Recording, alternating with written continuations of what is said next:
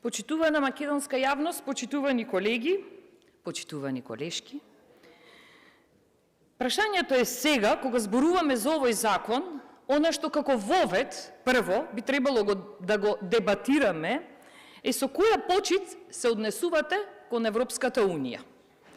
Со правецот на тоа како се однесувате во работењето на комисијата и злоупотребата на европското знаменце, вие не покажувате никаква почит кон Европската Унија, а не камоли да ја носите државата во Европската Унија.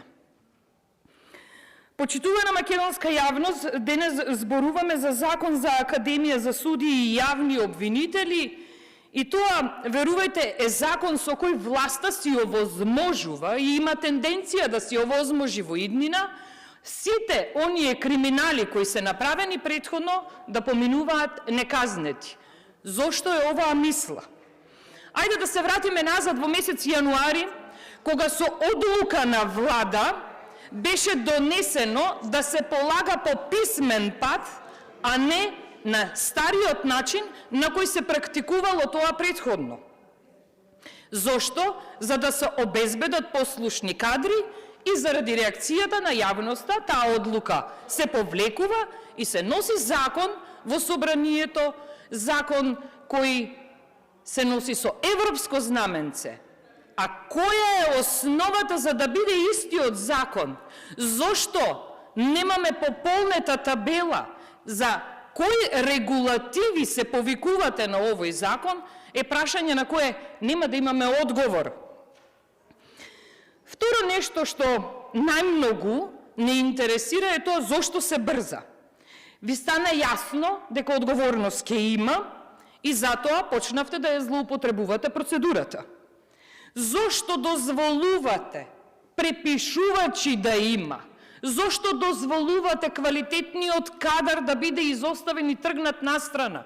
Зарем треба наместо да дозволувате, како што сега го правите тоа, да полагаат кандидати кои немаат положено правосуден испит и да бидат дел од оваа Академија за судии и јавни обвинители, да не заборавиме чиви кадри беа тоа и чиви деца беа тоа, наместо да дозволувате такво нешто и да го зголемувате квалитетот, треба да се стремите да го зголемувате квалитетот, бидејќи квалитетот е она што треба да биде присутно во судството. Најдобрите и најквалитетните кадри кои можат да направат многу за подобрување на македонското судство, ни останаа заробени по судовите. Почитувани колеги, има кадри кои имаат работно искуство повеќе од 15 години и тие не можат да влезат заради една единствена работа. Сега ќе ви анализирам која е истата. На целиот овој конкурс за кандидати од 130, 45 кандидати се од СДСМ. Почитувани колеги, или мене ми е прашањето, од сите овие кандидати кои ја имаме листата, па заменик министерке Викторија Аврамовска-Мадиќ, кој е вашиот кандидат од овие 45 од СДСМ? Или пак може би ваш кандидат сте дозволиле да биде кандидат од оние 25 од УИ? Или оние 20 од Алијанса што ви се договорени? Или оние 10 од помалите коалициони партнери? Тоа го направивте судството. А нели нема правда, нема мир? Нели ветувавте?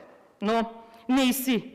Еве го сега Мики Крстев, како кандидат кој го имате на вашиот список, заменик министер за локална самоуправа, кандидат од СДСМ, може би тенденциозно е наменет да биде. Знаете зошто? Прашањето е зошто се именува Мики Крстев, за да поминат неказнети Димитар Ковачевски со неговата скандалозна злоупотреба на функцијата кога купуваше, знаете, земјиште за фотоволтаични централи да се прават, или пак назад да ве подсетам за скандалозното делење на средства на фирмата на неговиот кумашин и неговата фирма, впрочем.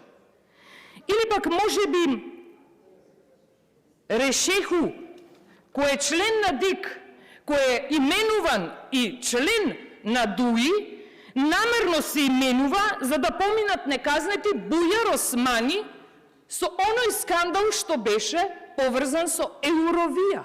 И скандалозните набавки и целата процедура која се случуваше кога се организираа меѓународни самити во државата. Ама ете, председателски кандидат ќе биде господинот, па може би вие од СДСМ и ќе го поддржите на крајот на денот. Прашањето пак ќе го поставам, дали може би Глигоров, Секуловски, кои се кандидати од СДСМ и многу други, Гермаец, или како и се презива човекот кој е од СДСМ од Прилеп, се намерно ставени, пак и штета колегата Каевски што не е тука да одговори за скандалозното доделување на финансиски средства од Филип Темелковски како градоначалник на општина Кисела Вода. Може би заради тоа се именуваат овие кандидати за делата да поминат неказнети? Прашањата се тие, а одговор дали имаме, немаме.